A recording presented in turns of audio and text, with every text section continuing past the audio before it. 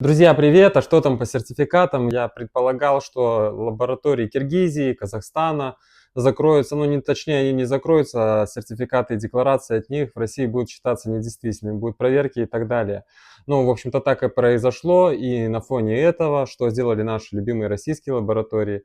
Конечно, они, во-первых, перестали справляться с огромным потоком, который на них хлынул образцов, ну и, соответственно, подняли цены.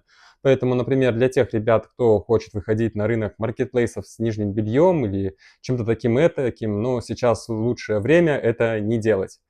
В принципе, сейчас вообще очень проблемно какой-то малый бизнес вести, особенно если это какая-то продукция серьезная. Поэтому, конечно, сейчас лучше всего подождать, но наша белая логистика, конечно же, работает. Мы вам с удовольствием поможем и сделать сертификаты, и декларации. Ну вот будет выгодно ли это, и сможете ли вы сконкурировать с ребятами, которые на рынке уже давно, ну, это, наверное, все-таки не ясно. Всем добра, будем на связи. Пишите, обращайтесь, подписывайтесь.